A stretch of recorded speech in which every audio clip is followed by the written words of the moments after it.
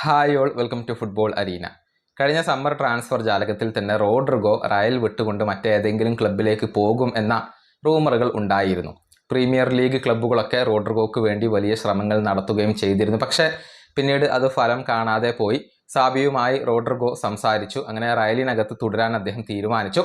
പക്ഷേ ഇതുമായി ബന്ധപ്പെട്ട ഏറ്റവും പുതിയ അപ്ഡേറ്റ് ESPN ബ്രസീൽ ഇപ്പോൾ നൽകിയിട്ടുണ്ട്. അതായത് റോഡ്രിഗോ ഇപ്പോൾ റയലിനകത്ത് ഹാപ്പിയല്ല, അദ്ദേഹം അസംതൃപ്തനാണ്. തനിക്ക് വേണ്ടത്ര റോൾ ക്ലബിനകത്ത് ലഭിക്കുന്നില്ല എന്നാണ് റോഡ്രിഗോ വിശ്വസിക്കുന്നത്. അതുകൊണ്ട് തന്നെ അദ്ദേഹം റയൽ വിടാൻ തീരുമാനിച്ചു കഴിഞ്ഞിട്ടുണ്ട്. ജനുവരി ട്രാൻസ്ഫർ ജാലകത്തിൽ ക്ലബ്ബ് വിട്ടുകൊണ്ട് മറ്റേതെങ്കിലും ക്ലബിലേക്ക് പോവാനാണ് റോഡ്രിഗോ ഇപ്പോൾ ഉദ്ദേശിക്കുന്നത് എന്നാണ് ESPN ബ്രസീൽ റിപ്പോർട്ട് ചെയ്തിട്ടുള്ളത്. ലോൺ അടിസ്ഥാനത്തിൽ ക്ലബ്ബ് വിടാൻ അദ്ദേഹം ഉദ്ദേശിക്കുന്നില്ല, റയലും ഉദ്ദേശിക്കുന്നില്ല.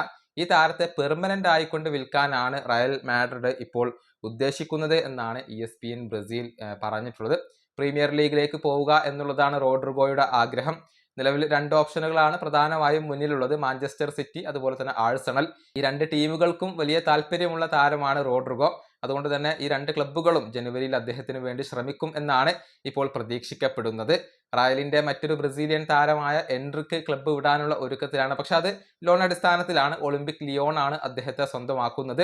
വിനീഷ്യസ് ജൂനിയർ ക്ലബ്ബ് വിട്ടേക്കും എന്നുള്ള റൂമറുകളൊക്കെ സജീവമായിരുന്നു. ചുരുക്കത്തിൽ റയലിനകത്ത് കളിക്കുന്ന ബ്രസീലിയൻ താരങ്ങളെ സംബന്ധിച്ചിടത്തോളം ഇപ്പോൾ അത്ര ഒരു നല്ല കാലമല്ല. ഈ വീഡിയോ അവസാനിപ്പിക്കുന്നു. അടുത്തൊരു വീണ്ടും കാണാം.